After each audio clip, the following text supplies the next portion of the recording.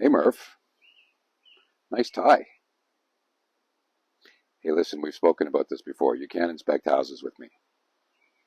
Well, you don't have a business card, you can't turn the lights off, and you don't remove your okay, you don't have any shoes.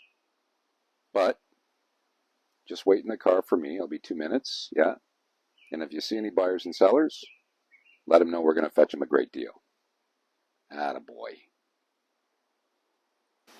Hello, everybody. Michael Brown here with Remax in Toronto, and today we are going to be discussing preparing your house for sale with a multiple offer scenario, meaning that you're a risk tolerant individual. Well, one of the first things you're going to need to assess, and one of the things that this channel is here to provide, is to identify what type of market you're entering into. Is it a seller's market, a buyer's market, or a balanced market? Another thing to be well aware of is that as you're getting closer to the day that your listing is actually going to go active, meaning that it's going to be available to the general public on realtor.ca and available to all agents of the Toronto MLS, you're probably going to want to check out that competition leading up to your release date. Generally speaking, it takes me approximately 10 days to prepare someone's house for market. So what I mean by that is we're going to be checking the market out over that 10-day period, probably right up until the day that your listing goes active, to see if any of your competition is sold, price adjusted, or if there's any new competition, just to reevaluate where we're at. Quite often, I find my clients either having to adjust slightly up or slightly down to hit that comfort zone where we know they're going to be number one on buyers' minds in that neighborhood. Now, speaking of being number one or the most attractive home and the most attractive price is going to cause a lot of attention to come your way. And what I mean by that is your house is going to be busy. If we've done our job right, people are going to be coming and going all the time. I tell my clients to be prepared to have people come as early as 9 a.m. and as late as 9 p.m.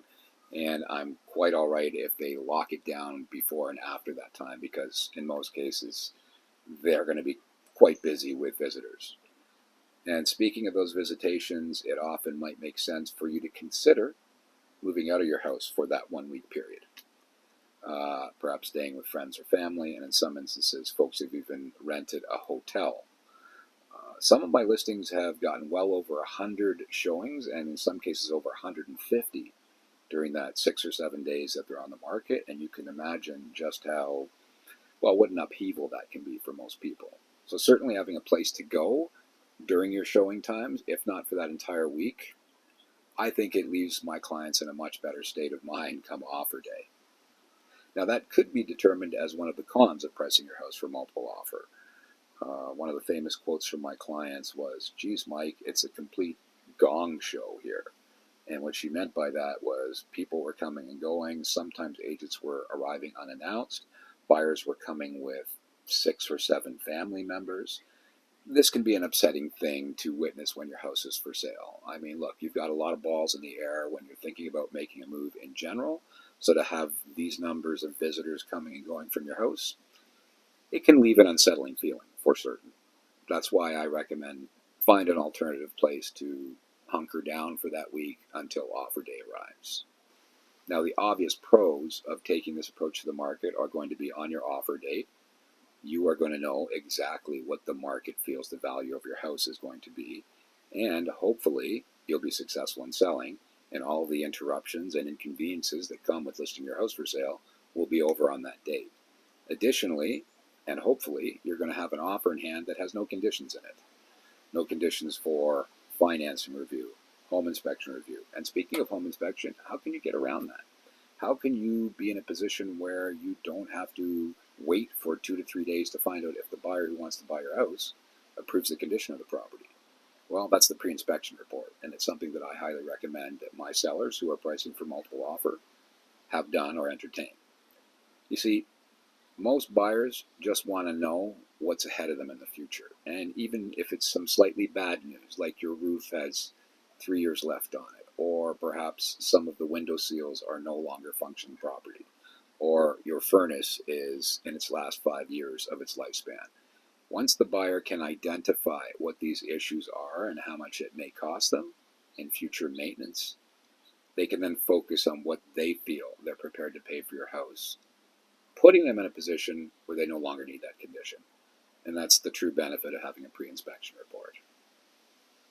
Now I'm looking at the clock and I'm seeing that this video is now stretching into 5 minutes. So again, it's going to be really tough to cover all of the essential points that you're going to discuss with me when we sit down to discuss the matter of selling your home.